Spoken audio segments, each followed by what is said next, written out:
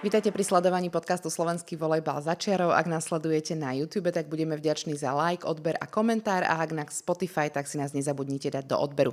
Dnes to bude opäť ženská záležitosť, pretože pozvanie prijala do štúdia bývalá výborná hráčka, trénerka, aj reprezentačná trénerka, šéfka klubu na Bilikovej, čím som už veľa toho prezradila, ale taktiež členka správnej rady Slovenskej volejbalovej federácie a pedagogička Eva Koseková. Dobrý deň. Dobrý, ďakujem za pozvanie. Ja som povedala váš životopis, taký ešte skrátený, pretože mohli by sme povedať, že ešte popri tom ste sa stihli stať aj mamou dvoch detí. Jednou z nich je Barbora Koseková, dlhoročná reprezentantka, kapitánka Slovenskej volejbalovej reprezentácie.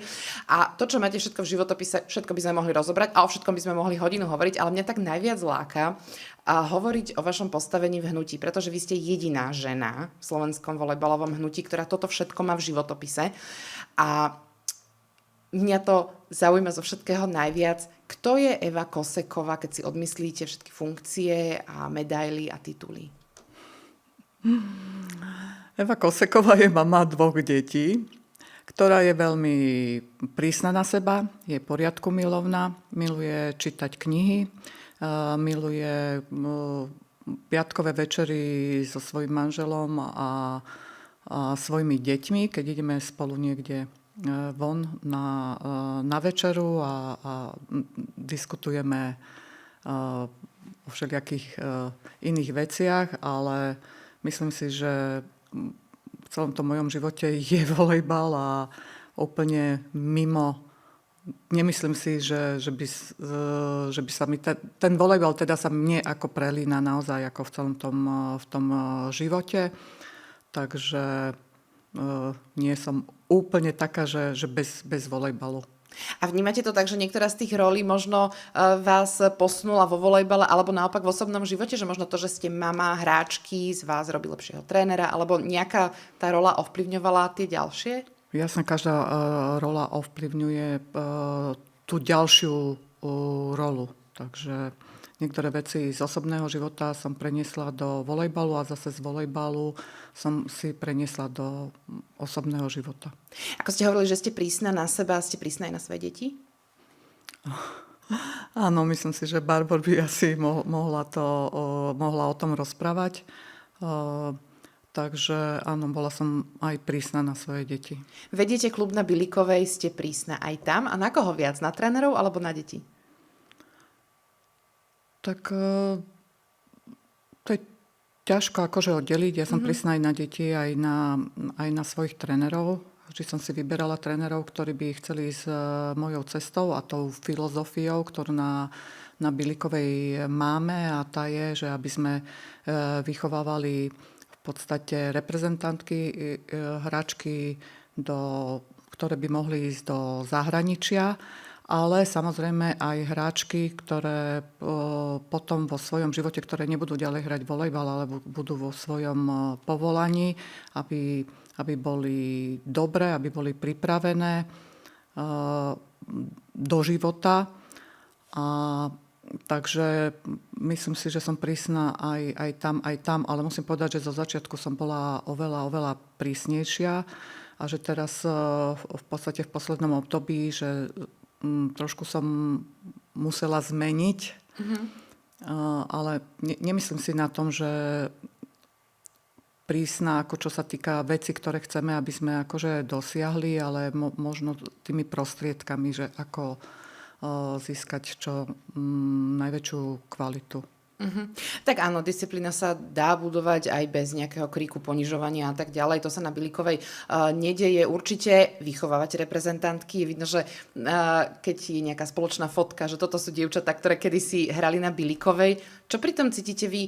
Niekedy aj rozmýšľate nad tou cestou, keď idete na zápas reprezentácie a tam vidíte tie hráčky a teraz je ich tam že 8 v tej reprezentácii, ktoré si prešli vašimi rukami, aj vašimi rukami. Áno, ja cítim nesmiernu hrdosť, že v podstate prešli Bilikovou a prešli aj mojimi rukami, ale ja cítim aj veľkú hrdosť, že v podstate, že som z nich vychovávala nejakých dobrých ľudí, pretože Oni už sami mi pošlú fotku, keď idú do reprezentácie, tak sa odfotia v podstate, nechcem povedať, že všetky bličkárky, ale Jasne. ktoré na Bilikovej ako hrali, tak mi pošlú jednu fotku, potom mi pošlú dievčatá, ktoré boli 99 a 98, ktoré boli 6. na majstrovstvách Európy v 2016 v Nitre na 6. mieste, tak oni mi pošlú tiež. Lebo si ich trénovali, ja to dopoviem medzi tým, ktorí to nepamätajú. Áno, zvlášť fotku a potom urobia takú akože spoločnú fotku, tak to ma veľmi teší, lebo ja vždy hovorím, že najviac ma poteší, že aj keď som prísna, vyžadujem od nich veľmi veľa, alebo aj tá filozofia na tej Bilikovej taká je jednoducho, že aj tí ostatní tréneri takto to musia vyžadovať, tak som povedala, že mňa poteší, že keď ma stretnú a že ma pozdravia a že so mnou komunikujú a to je super. Hej. A ešte keď vám prídu ako povedať, napríklad v Talíne, že sa mi prišli tak akože poďakovať, že dobre pani trénerka, že ste boli prísna na nás a že ste nás viedli a že ste nám povedali, že keď budeme toto všetko robiť, čo ste nám povedali, takže raz sa dostaneme do ženskej reprezentácie a že my sme sa tam dostali a boli v Talíne na majstrovstvách Európy, tak to naozaj, že to mi vyhrkli slzy. A niečo ľutujete? Že možno si hovoríte, že pamätám si, keď som toto povedala, možno som nemusela, alebo si človek, ktorý neľutuje, proste veci sa stali? Ale hej, niektoré veci áno, lebo v podstate to vás posúva ďalej jednoducho, že ani ja nie som človek, ktorý nerobí jednoducho chyby a niektoré veci by som robila inak, aj robím niektoré veci jednoducho inak, ale za niektorými vecami si jednoducho stojím, že asi by som to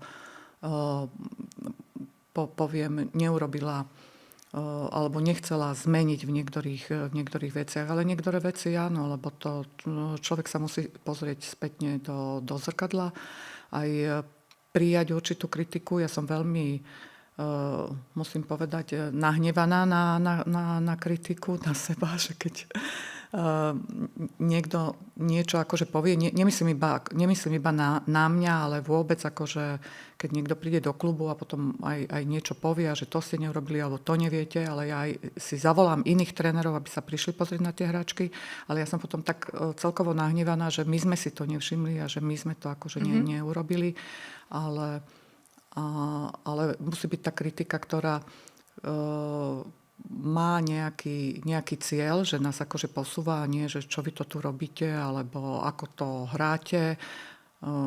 V podstate, aby mala nejaký výstup. Uh-huh. Je jednoduchšie byť obľúbená alebo rešpektovaná? No, ja by som radšej bola, aj myslím si, že som viacej rešpektovaná, možno menej obľúbená, ale to má mňa ľudia málo ako ho poznajú, lebo navonok ja naozaj som prísna, vyžadujem od ľudí veľa, lebo sama od seba vyžadujem veľa, takže ja chcem, aby sme tu dosiahli nejaký perfekcionizmus. A ja viem, že sa to jednoducho ako nedá, ale keď chcete dosiahnuť v živote niečo, chcete byť úspešní, tak musíte na sebe tvrdo makať. Čiže nie len akože hráčky, ale aj tréneri, ale aj v živote. Asi keď budete doma ležať na gauči a pozerať do, ako sa to povie, do stropu, tak vám asi balík peňazí alebo vám nespadne do záhrady, že zrazu budete mať život lepší. No a keď už ste spomenuli tých trénerov, tak vy aj učíte trénerov, jednak teda svojich na Bilikove, jednak robíte aj školenia pre Slovenskú voľajbalovú federáciu.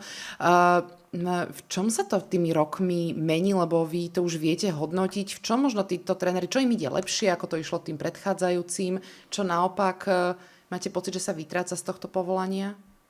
Áno, myslím si, že predtým, alebo na začiatku, že naozaj tam boli tréneri, ktorí chceli trénovať, chceli sa tomu venovať, vzdelávali sa, nebali sa chodiť, pýtať sa, študovať. Po každom tréningu, poviem aj na Bilikovej, my sme sa aj pol hodinu, 3/4 hodinu rozprávali, že čo by sme chceli zlepšiť, ako by to malo byť. Takže sme komunikovali, aby to bolo lepšie. Ja som to tak robila aj v reprezentácii, že keď som si vybrala ako tých ľudí, tak som chcela vedieť ich názor a že čo by nás akože posúvalo akože dopredu. ale samozrejme potom sa ten hlavný tréner musí rozhodnúť, že čo urobí, ale ja som bola vždy prístupná ako tomu, aj veľa ľudí, alebo veľa tých trénerov chodilo ku nám na prax a nebala som sa im dať aj tréning alebo čas tréningu.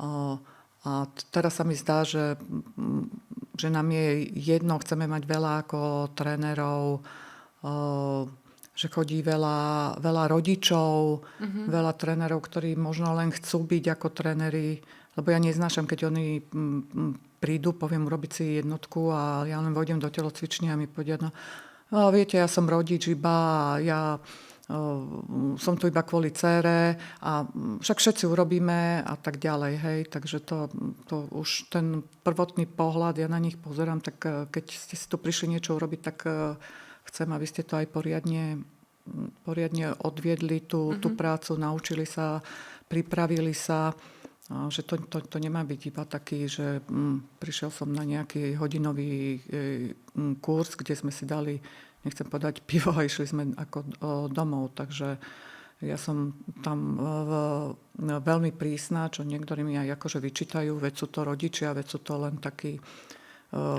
učitelia, fanúšikovia. Ja sa potom pýtam, že ako chceme s tým volejbalom sa posunúť ďalej. Takže myslím si, že polovica trénerov, ktorá tu je, tak by v Taliansku neprešla cez jednotku. Asi. Jasné.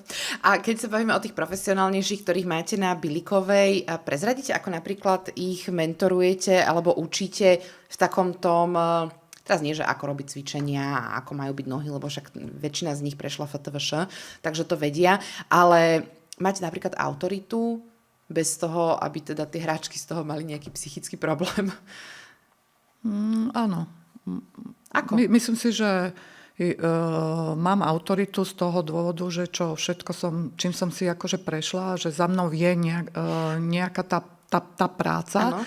To znamená, že ja si vyberám trénerov, ktorým poviem ako tú filozofiu, že čo by sme jednoducho No ale ako ich učíte, aby si oni získali autoritu tých detí? No takže ja im poviem, že čo je podstatné v podstate, že na čo si majú dávať pozor, pozor, v čom som možno ja poviem urobila nejaké chyby, akože, aby sa oni v tom vyhli. Takže ja mám celkom šťastie podľa mňa na trénerov, že máme vzdelaných tých trénerov a že chcú akože pracovať na sebe. Aj keď musím povedať, že som aj prekvapená, koľkí tréneri si myslím, že už dnes by mali byť jazykovo vybavení a nie sú jazykovo vybavení. Potom naozaj, že musia oni pracovať na sebe aj po skončení tréningu. To znamená, že my musíme konzultovať, alebo že sa snažíme, aby sme mali ten jednotný program, poviem na Bilikovej, čo nie vždy sa nám ako darí, lebo každý je nejaká iná ako osobnosť. Každý tam musí vniesť to svoje a musia sa vyhýbať niektorým veciam, ktorým jednoducho poviem, aby si tú autoritu udržali, poviem, aby ich rešpektovali a z časti, aby aj boli obľúbení. Lebo mám trénerov, ktorí sú aj prísni a sú veľmi obľúbení, čo sa niekedy aj ja čudujem, že sú obľúbení, napriek tomu, že sú prísni.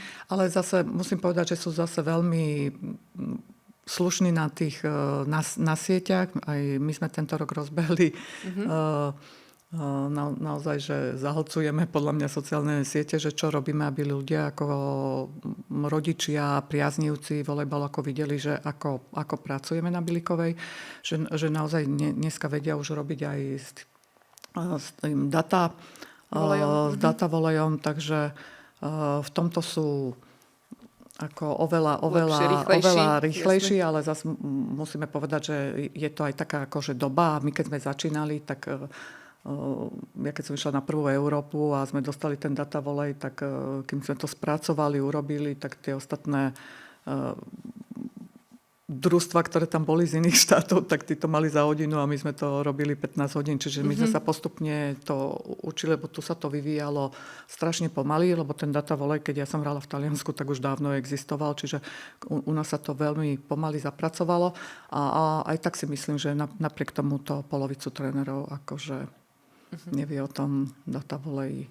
Vy chodíte aj na zápasy Extraligy, lebo stretávame sa tam, takže vás tam vidím. Máte niekedy pocit, keď sa pozeráte na trénerov, ktorí tam sú na lavičkách, a teraz viem, že nehodnotíme svojich kolegov, alebo nehovárame kolegov, ale máte niekedy pocit, že možno tréneri neprehrajú zápas, alebo družstvo neprehrá zápas kvôli zlej taktike, ale kvôli egu trénera, lebo sa tam v nejakom momente zlomovom neudržal a urobil niečo, čo si poviete, že tak toto ti prehralo zápas, kamaráde?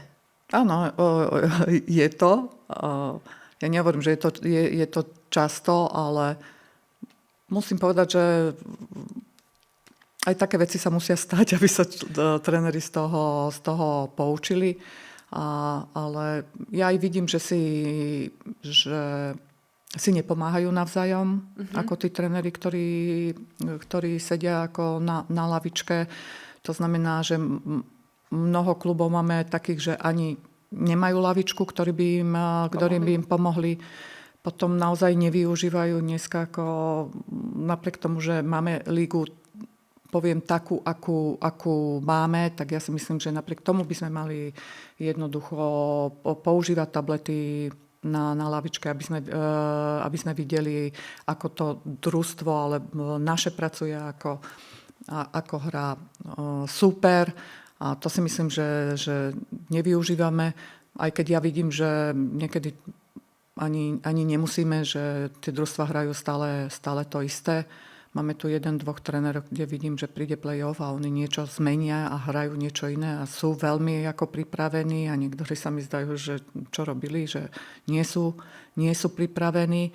Takže mne je to jedno, aj keby posledné 2 družstva, takže by mali s týmto pracovať, aby naučili tie hráčky s tým pracovať, oni aby sa naučili ako pracovať a aby sa posúvali ďalej a bez toho to dneska nejde. No a na to, aby ste teda mohli dodržiavať aj nejakú taktiku, musíte mať nejaké zručnosti a keď už sme pri tej extralíge, máte pocit, že všetky tie družstvá, ktoré tam sú, veď my nemusíme menovať, ale že ich fyzické schopnosti alebo to, čo už vedia, zodpovedá najvyššej súťaži? Že môžu vôbec dodržovať nejakú taktiku? Že keď neviete zasmečovať iný úder ako diagonálu, tak čo s tým? Ja si myslím, že mnohí tréneri sa iba tak prispôsobujú tej našej lige, že vedia, že dajme tomu vyhrajú s tým družstvom alebo s tým superom, s ktorým hrajú a toto ich v podstate neposúva jednoducho ďalej. A že je jedno, že s akým superom hráte, tak by ste mali byť ako jednoducho pripravení, alebo si potom skúšať nejaké varianty na lepšie ako supera. A to si myslím, že sa v našej líge jednoducho nedieje. A vnímate sa vy sama ako nejaká rozporuplná osobnosť alebo kontroverzná, že na vás hnutie, že sú ľudia, ktorí vás majú radi, rešpektujú a že sú ľudia, ktorí vás síce pozdravia, rešpektujú, ale viete, že sa vás, boja alebo nesúhlasia s vami, alebo berete sa vy ako za kontroverznú osobnosť volejbalového hnutia?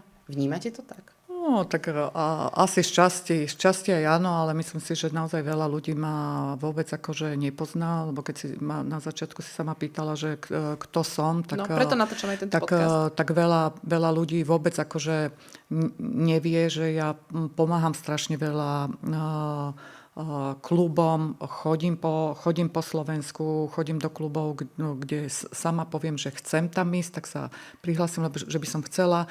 Mnohé moje hráčky alebo trénerky, ktoré u nás v klube boli, tak ma aj volajú do klubu, aby som prišla. Mnohí tréneri ma volajú, aby som prišla ako do klubu.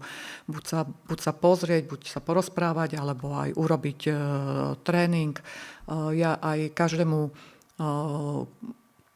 keď prednášam, tak každému poviem, že môže mi hocikedy napísať, môže prísť ku nám do klubu, rozdávam veci, pomáham finančne, čo ľudia akože nevedia, hráčkam pomáham finančne, takže toto ľudia možno aj nechcú vidieť, pretože pretože ja som nastavená na vyšší level a viem, čo všetko ja som musela urobiť preto, aby som sa možno niekde dostala aj s tou mojou výškou, aj všetko, aj z nejakého malého mesta, aby som sa dostala do Slavie, aby som išla hrať do Talianska, aby som možno trénovala reprezentáciu, tak viem, že aké je to ťažké.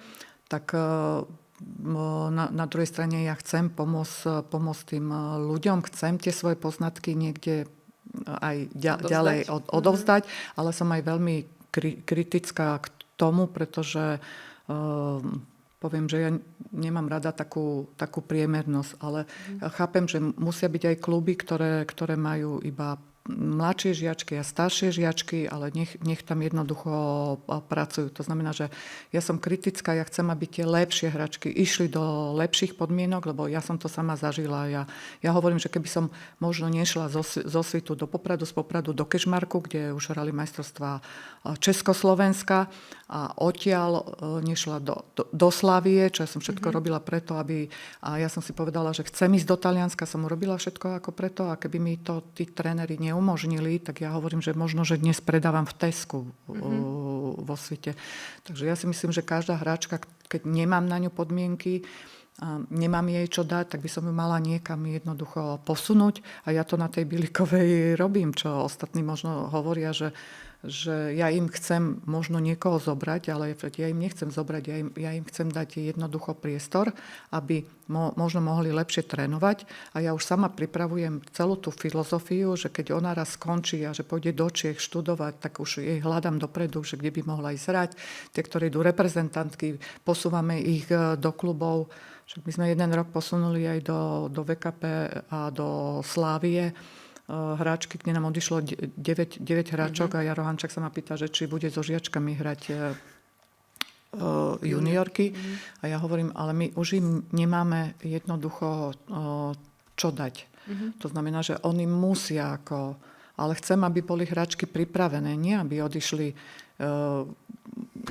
vo veku, mne je to jedno, či 15 alebo 17 rokov, a nie sú pripravené na to, aby tam chytali príjem, aby boli pripravení, vedeli čieru, diagonálu a tak ďalej.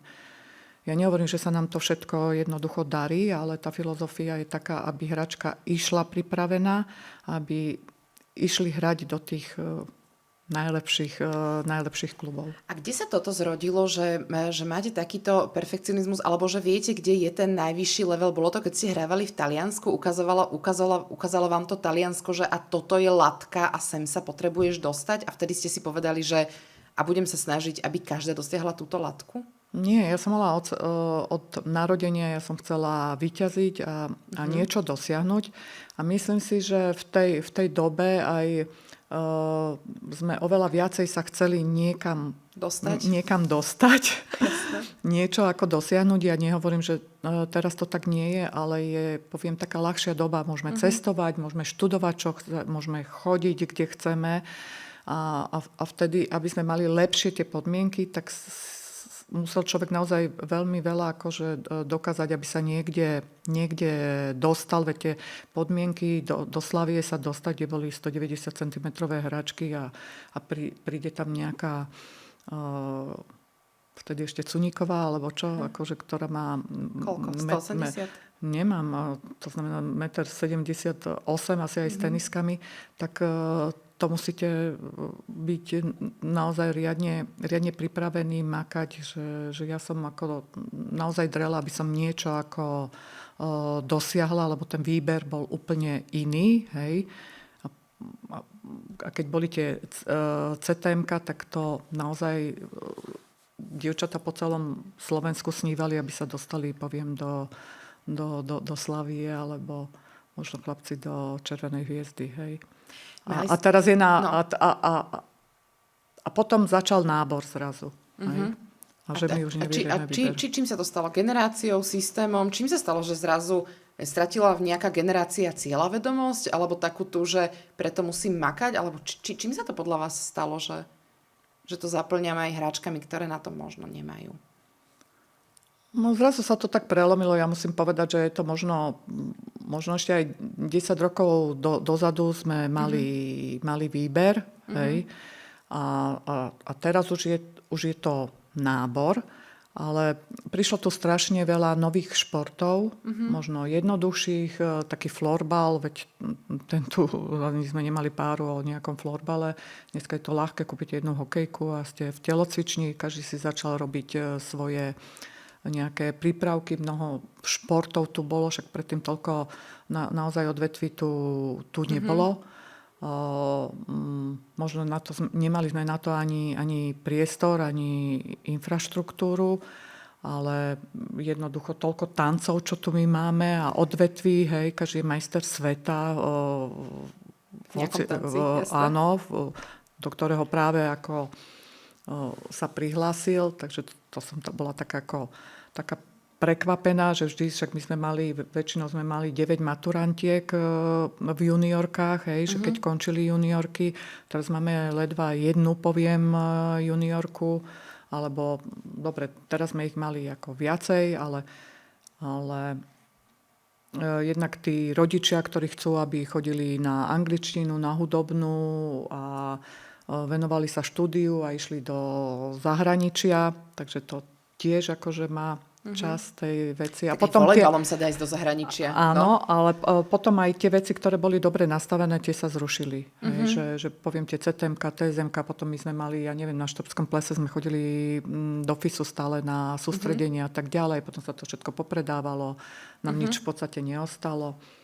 Ale teraz máme znova ako veľa hráčok a ja som napríklad na Bílikovej už začala robiť výber a nie nábor. Takže ako mnohí aj plačú, aj deti, aj rodičia, ale myslím si, že tých dievčat už máme naozaj...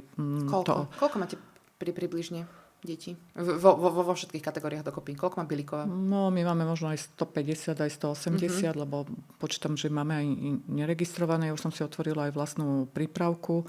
Teraz je taký dobrý biznis model baby volejbal. Všetci to hrajú a sú zarátaní do 15%, no. No, ja to úplne akože...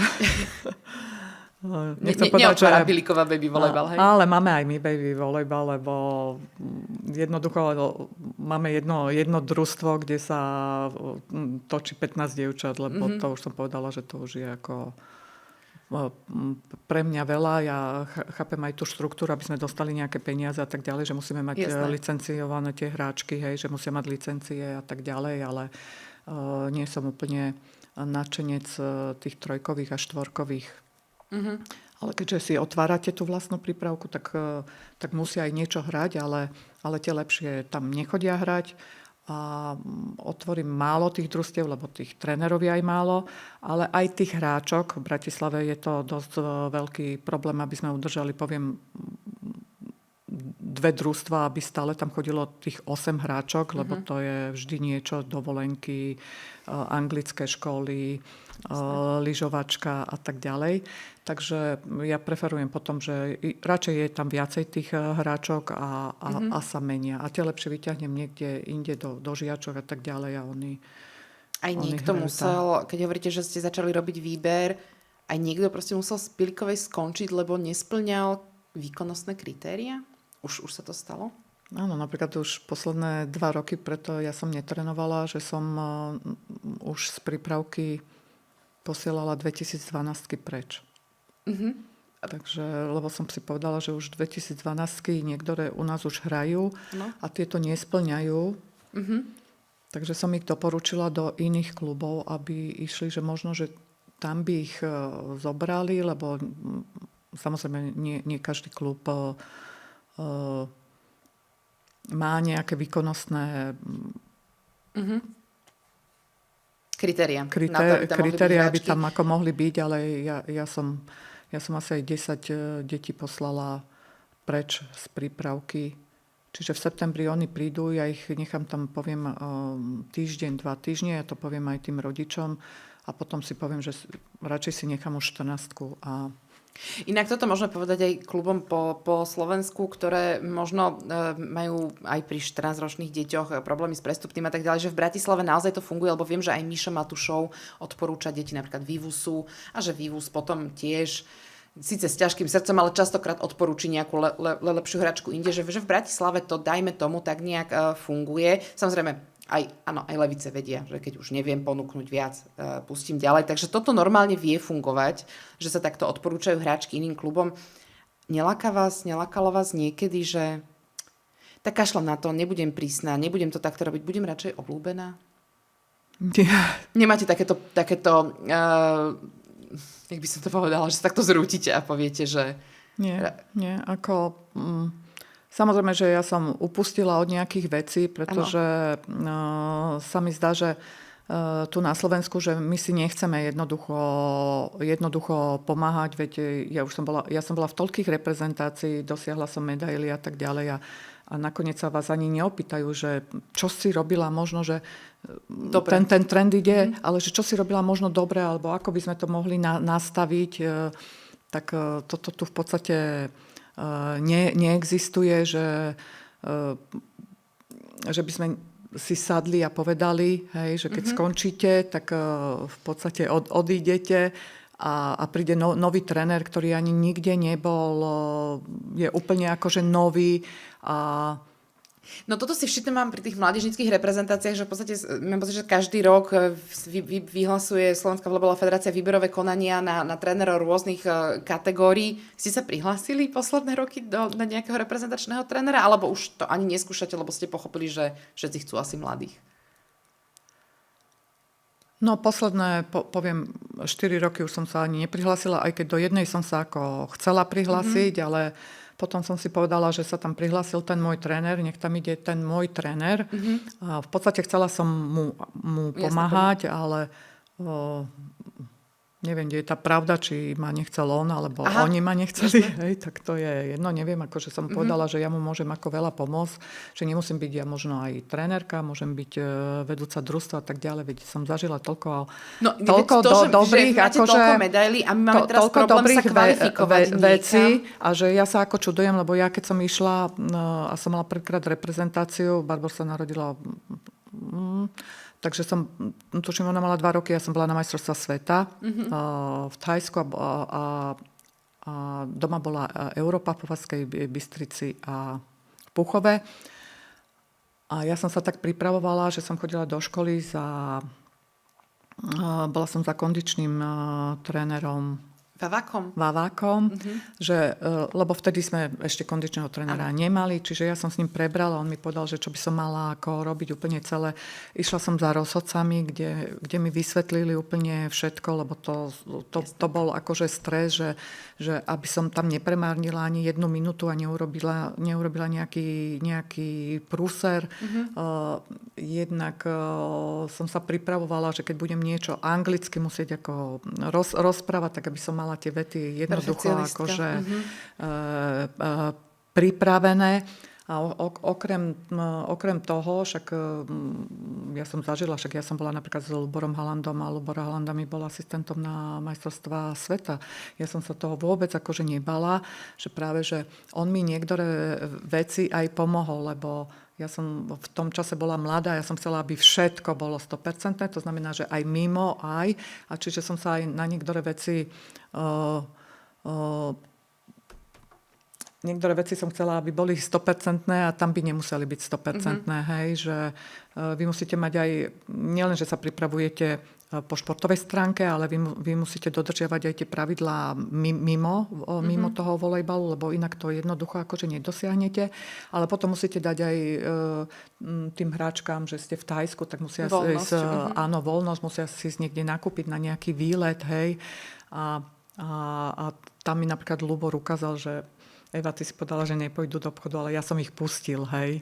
Že napriek tomu, že nesmieš sa na mňa hnevať, ale že uvidíš, že budú lepšie trénovať, lepšie hrať a tak ďalej, hej. Že, tak chvíľu som bola taká akože nahnevaná, ale on, že poď, sadneme si k tomu a tak ďalej, že ti poviem ti nejaké veci a to bolo ako dobre. Čiže ja som sa vôbec akože že nebala, ani sa nebojím, aj chcem, aj diskutujem veľa akože s tréneri, s Mírom Palgutom, alebo aj chodil, keď Kaja ku nám chodila, že sa chodila aj pozerať na tréningy a že nám prišiel pomôcť, hej, aj s mnohými tými mojimi trénermi, fakt, že sme mali tablety a že keď nevedela nejakú jednonožku, tak sme to jednoducho hľadali, že aký spôsob by jej vyhovoval, že čo by sme mohli urobiť a tak ďalej, hej.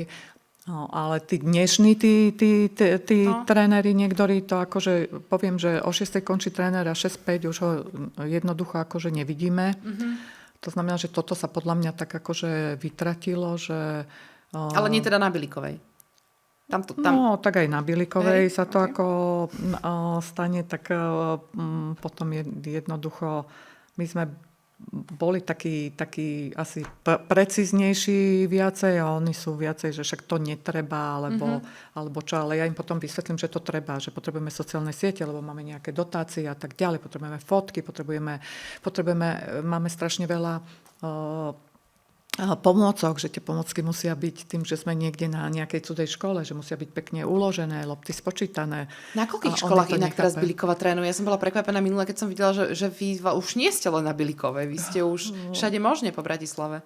Tak my sme už dlhšie boli na Fejke, lebo nám Biliková bola malá, však niekedy sme hrali ešte aj kadetky na Bilikovej, ale teraz sme na Fejke a sme na Bilikovej. Ale keďže Fejka sa minulý rok opravovala, tak sme museli ísť na pedagogickú a tak sme boli asi v troch ešte ďalších telocvičniach, ale zistili sme, že už aj tá Biliková je malá, poviem aj pre žiačky, takže som sa snažila tie lepšie zápasy hrať. Ale samozrejme, že v Bratislave to stojí strašne veľa tých peňazí. Takže ty si mala aj taký ten, neviem, či to... Je aj post o tom, že kto koľko platí a áno, tak ďalej. Ale to bolo, že keď platí niekto 100 eur, tak OK, ale zase aj to výchovné musí byť trošku iné, lebo tí rodičia do toho zase investovali viac ako niekto. Mne písali kluby niektoré, že oni teda platia, že 30 eur na rok len členské a tí hráči majú sústredenie, majú oblečenie a tak ďalej, lebo tak si to tak nazbierajú tam sponzorov, lebo malá obec, všetci do toho chcú dať peniaze, vrátane starostu. To nie je samozrejme Bratislava, ale potom ten hráč ide za rovnakú sumu, má to výchovné. No. Ale jasné. Áno. Ale nie, ja som vtedy nemyslela Bilikovú.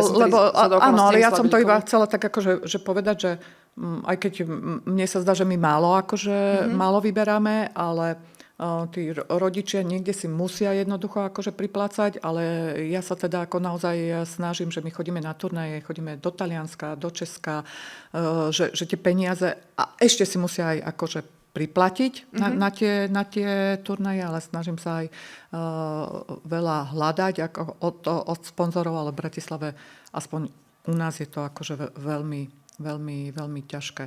Ale potom chcem, aby naozaj nie, že idú na jeden turnaj a zaplatia si 300 eur, hej.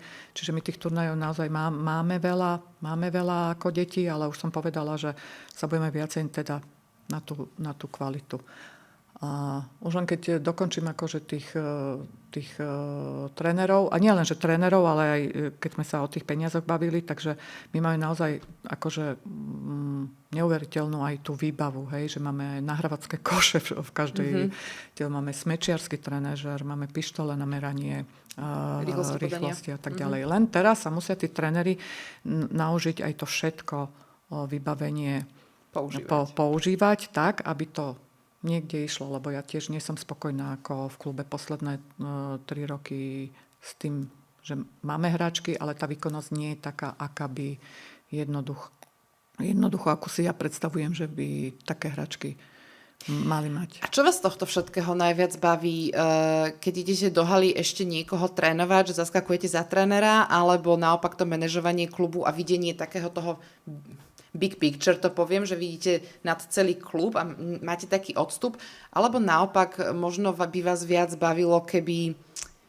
na federácii sa viac teda riešilo, že čo s mládežníckymi reprezentáciami a výbermi a tam by ste sa videli v nejakých pracovných skupinách radšej, alebo čo vás teraz najviac baví? No ja poviem, že poslednej dobe som chcela dať teda tie posledné 2 roky do poriadku tú bilikovú výkonnosť, aj všetko, aby boli vhodné typy. Som zistila, že nemáme vhodné typy na nahrávačku, na libero a tak ďalej.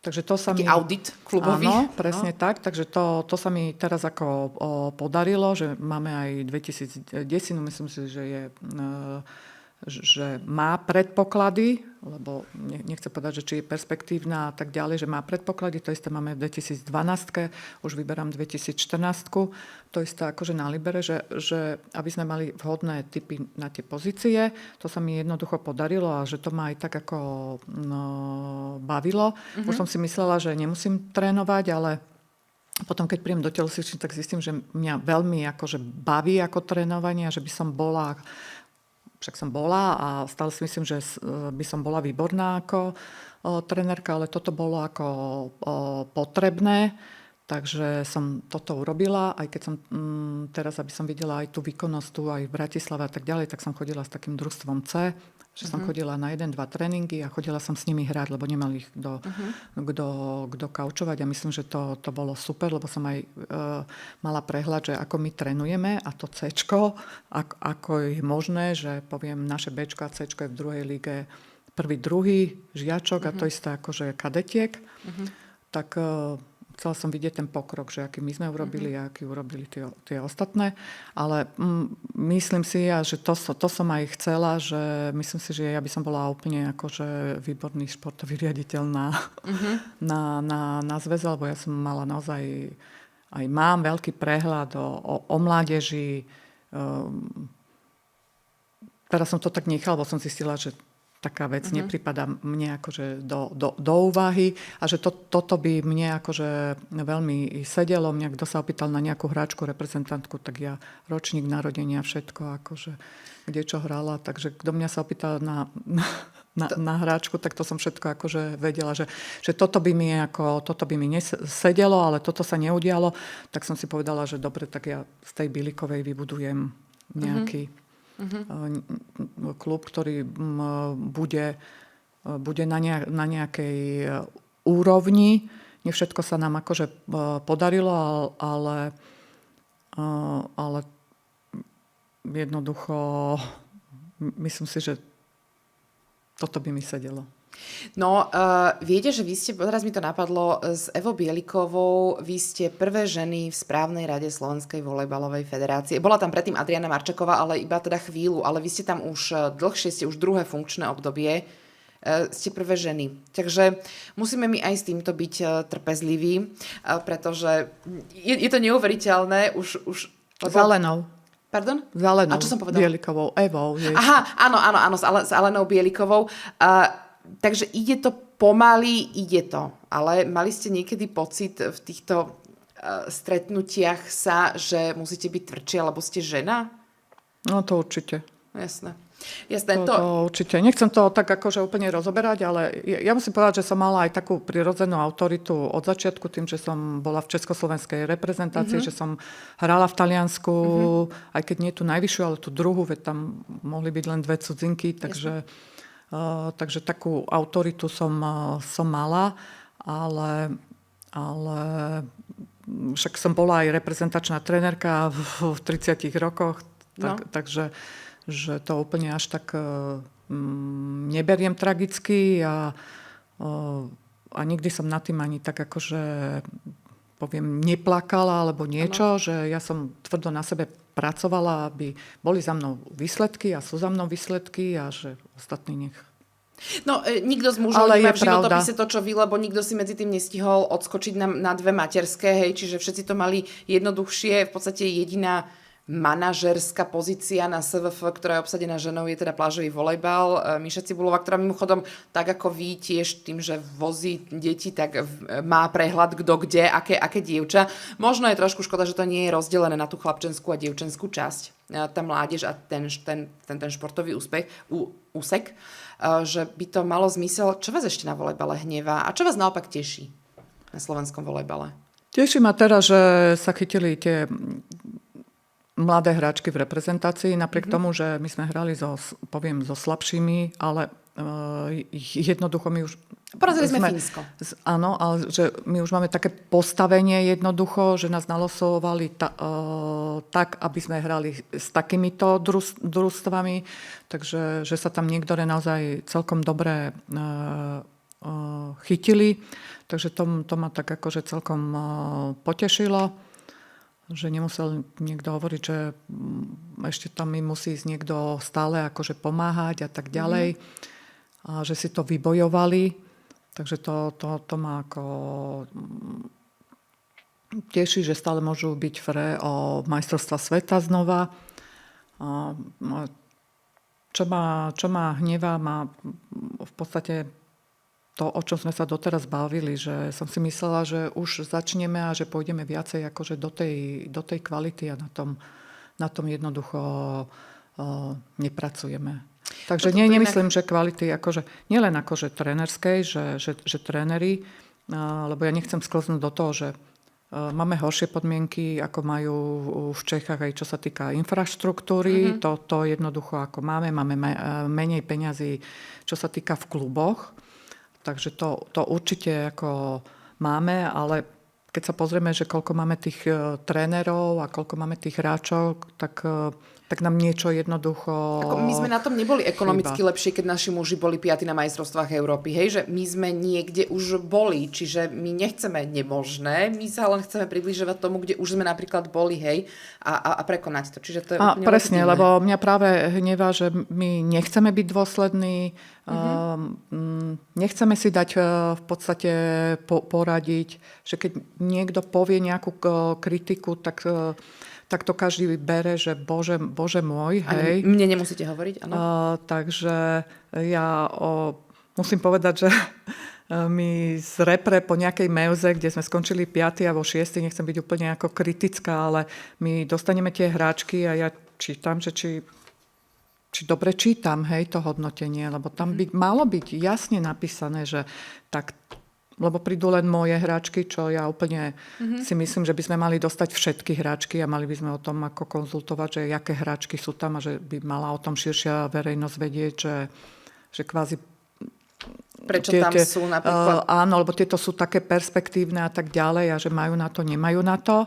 A malo by tam byť aj jasne napísané, že čo bolo zlé a čo bolo dobré, ale tam je viacej, čo bolo dobrého. Ja viem, však sme boli 5, tak ako tam musí byť, že ja neviem, táto naša blokárka akože už musí vedieť jednonožku a už musí vedieť, ja neviem, odstupovať od siete. Až ostatné družstva už robili toto a my to nie sme schopní. Už musí vyriešiť takúto situáciu a Oda to akože nevie, že my aj dostávame také krátke správy, ale vždycky sú také akože v takom lepšom pozitívnom a potom si povieme, že sme na to ako Vy keď ste boli reprezentačnou trénerkou mládeže a teraz v rôznych tých kategóriách, koľko ste mali vy prípravu pred nejakým vrcholom sezóny, neviem, kvalifikáciou alebo majstrovstvami? Lebo teraz na to počúvam aj od trénerov, že aj tréner Brečka si myslel, že teraz bude mať nejakú nepretržitú prípravu, aby sa a dostal toľko, koľko dostal. Takže môže aj toto zohrávať úlohu? Áno, aj to môže zohrávať a v dnešnej dobe ešte viacej ako v tej dobe, poviem, mojej, pretože vtedy boli 2 reprezentačné družstva, poviem, u dievčat, u chlapcov, lebo to boli vlastne kadeti a juniori, hej, čiže poviem nejaká u 18, u 20 alebo u 17 a u 19. To znamená, že bolo menej tých reprezentačných kategórií. V druhom rade vtedy ja už musím povedať, že skončili tie žiacké družstva, to znamená, že tie lepšie išli do Copky. Potom to bola Slávia a Bílikova, to bolo z 3 klubov, to znamená, že sa oveľa lepšie ako trénovalo. Tam prišla 1-2, že boli z iného klubu. Ja si pamätám aj ešte v 2016, keď Zuzu Šepelovú som zobrala do repróny, že Kriste Páne zo Sniny, ale ona išla potom do Slavy, ale už tú prípravu mali akože že u nás. A takže veľmi rýchlo sa to viacej aj zohralo, aj boli potom naučené, že sa trénovalo kvalitnejšie a lepšie, lebo tie výbery tam už boli v tých kluboch lepšie, aj sa viacej trénovalo. A teraz napríklad tá U16, čo budú mať za rok podľa mňa majstrovstvá Európy v Žiline v septembri, tak teraz budú mať prvýkrát sústredenie. Hej, že ja aj vidím jednoducho do tých peňazí, lebo som v správnej rade, ale asi by som dala aj nejaké priority. Že ktoré družstva by som možno prihlásila, iba poviem možno na mezu, možno, že len aby sa tam ako zúčastnili a do ktorých by som do ktorých by som investovala viacej. Takto to robilo napríklad Nemecko. Oni do kadetiek v podstate ani neinvestovali.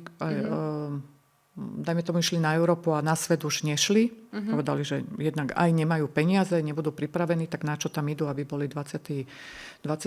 No ale sú to také kontroverzné názory, lebo niekto povie, tak nech idú aspoň hrať, ale neviem, že či len tak poďme hrať a vyhodiť tam toľko ako peňazí, že či to je OK, alebo máte vy na nie. Slovensku vôbec s kým diskutovať o týchto veciach? O takýchto názoroch, aby ste si aj vy tie názory upravili, aj počuli ten opačný. Je dosť ľudí, ktorých to ešte zaujíma a vedia k tomu niečo povedať?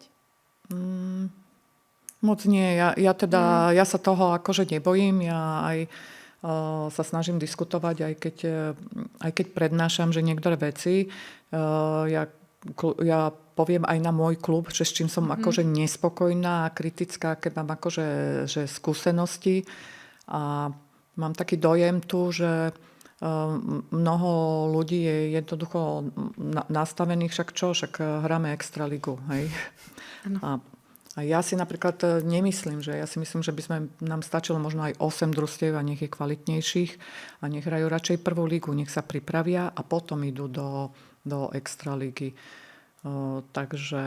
Áno, v tom je obdivuhodná aj Bilíková, aj napríklad Levice, že sa nehrabú do extraligy, lebo na čo? Robíme kvalitnú takúto robotu a nemáme túto ambíciu. Že vy viete posunúť do iných klubov, do extraligy. Čiže nie ste posadnutí tou extraligou ako v niektorých mestách. Vy sa ešte nikam nechystáte, ale čo by ste chceli, aby ste zanechali v slovenskom volejbale? Aby si povedali, že čo Eva Koseková urobila pre slovenský volejbal? No tak ja myslím si, že už som dosť urobila pre slovenský volejbal, takže... Keď raz budete uvádzaná do Siene slávy s najvyššími tým posledným, však máme niekoľko kategórií, čo by sa v tom videu malo objaviť? Čo by ste tam chceli? Ani neviem.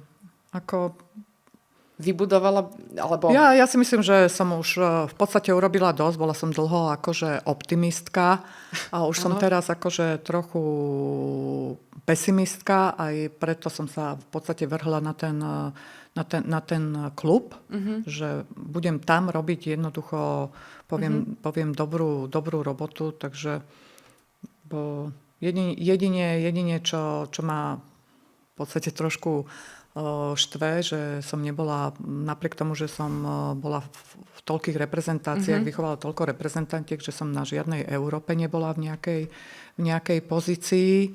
Seniorskej, hej, Európe. Seniorskej, takže toto jediné akože mi chýba, ale aby povedali, že... Tak asi stačí vás len pozvať do VIPky na Európsku ligu.